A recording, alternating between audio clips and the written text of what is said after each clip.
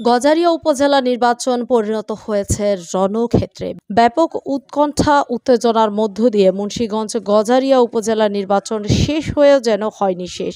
চলছে পাল্টাপাল্টি অভিযোগ, সমর্থকদের মধ্যে কাদা ছোড়াছুড়ি চলছে সামাজিক যোগাযোগ মাধ্যমগুলোতে। অপরদিকে নির্বাচন শেষ হতে না হতেই হামলাকারীদের ওপর মামলা করা হয়েছে। যেসব প্রার্থী জয়ী হয়েছেন তারা বলছে তাদের জয়ী হতে বাধা প্রয়োগ করা হয়েছে। অপরদিকে পরাজয় প্রার্থীরা বলছে জাল ভোটের মধ্য দিয়ে তাদের জয় ছিনিয়ে নেওয়া হয়েছে।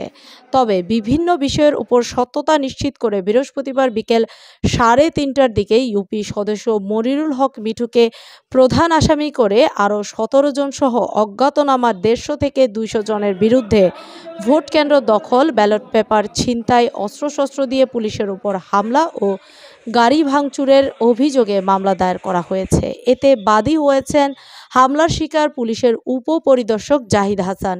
এত শত অভিযোগের মধ্য দিয়েও উপজেলাটিতে একেবারেই নতুন পরিষদ গঠিত হয়েছে। এবার দেখার পালা নতুন কমিটি গজারিয়াবাসীর জন্য কী শুভবার্তা বয়ে নিয়ে আসে।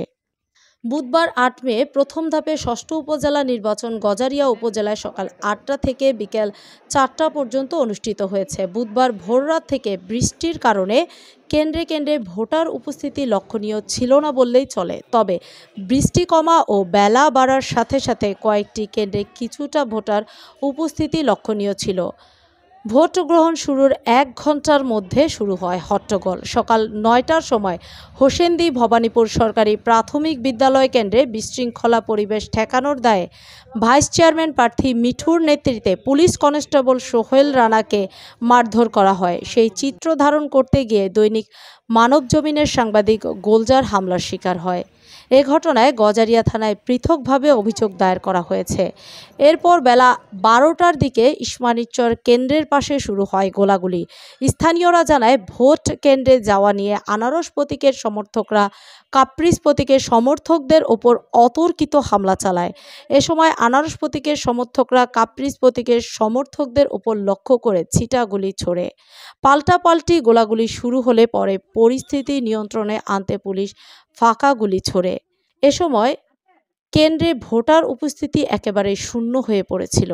ইসমানীচরের গোলাগুলির রেশ কাটতে না কাটতেই শুরু হয় হোসেন্দি বহুমুখী উচ্চ বিদ্যালয় কেন্দ্র দখলের চেষ্টা। এ সময় আইনশৃঙ্খলা বাহিনীর সাথে আনারস প্রতীকের সমর্থকদের সঙ্গে শুরু হয় সংঘর্ষ। এতে 6 পুলিশ সদস্য গুরুতর রক্তাক্ত জখম হন। এ ঘটনায় দুপুর 2টা থেকে প্রায় 1.5 ঘন্টা কেন্দ্রটিতে ভোট গ্রহণ স্থগিত ছিল। 1.5 ঘন্টা পর পুনরায় ভোট গ্রহণ শুরু হলে কেন্দ্রের বাহিরে থাকা আনারস প্রতীকের প্রায় 150 থেকে 200 কর্মী সমর্থক জেলার ক্রাইম অ্যান্ড অপারেশনের অতিরিক্ত পুলিশ সুপার মোহাম্মদ বদিউজ্জামানের ওপর হামলা চালায়। তার ব্যবহৃত সরকারি গাড়িটির উপরও ব্যাপক ভাঙচুর করা হয়। এ সময় 2 পুলিশ সদস্য, গাড়ির চালক সাদ্দাম ও দেহরক্ষকারী সোহাগ গুরুতর রক্তাক্ত জখম হন।